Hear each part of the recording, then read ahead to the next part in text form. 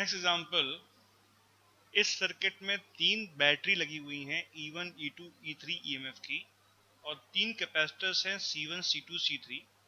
Again हमें let us से हर capacitor पे चार्ज निकालना है और हर कैपेसिटर पे पोटेंशियल डिफरेंस निकालना है। इस बार ये बोल पाना कि ये 3 कैपेसिटर सीरीज में है या पैरेलल में पॉसिबल नहीं। In fact neither they are in series nor they are in parallel.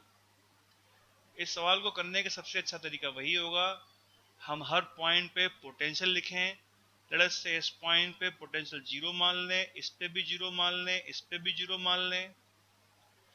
अगर इस पॉइंट पे 0 है तो इस पॉइंट पे पोटेंशियल E1 हो गया, क्योंकि बैटरी के अक्रॉस पोटेंशियल डिफरेंस उसके EMF के बराबर होगा। इस पॉइंट पे पोटेंशियल डिफरेंस E2 हो गया, और सिमिलरली इस पॉइंट पे पोटेंशियल E3 हो गया। अब इस पॉइंट के पोटेंशियल हमें नहीं मालूम, let us call them x। तो इसका भी पोटेंशियल x, इसका भी पोटेंशियल x, इसका भी potential x। Now the second step is we have to identify electrically isolated system, and it is clear from this figure that these 3 plates are electrically isolated plates.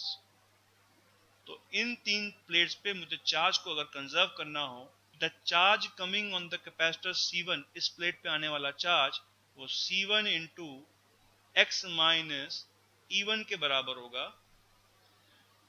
The charge coming on this plate of capacitor C2 will be C2 into x minus E2, क्योंकि इसके ऊपर potential difference x minus E2 है।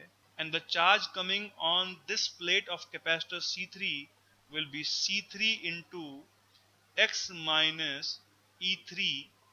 Now इन तीनों plates के ऊपर आने वाला net charge का सम 0 होगा। If we solve this, we'll get the value of x. अब अगर मुझे इस पॉइंट पे पोटेंशियल मालूम है तो मुझे हर कैपेसिटर के ऊपर पोटेंशियल डिफरेंस मालूम होगा, and therefore we can also find the charge. Charge on the capacitor C1 will be simply C1 into x minus E1 इस प्लेट पे। The charge on the capacitor C2 will be C2 into x minus E2 इस plate पे, and the charge on the capacitor C3 will be C3 into x minus E3 इस plate पे।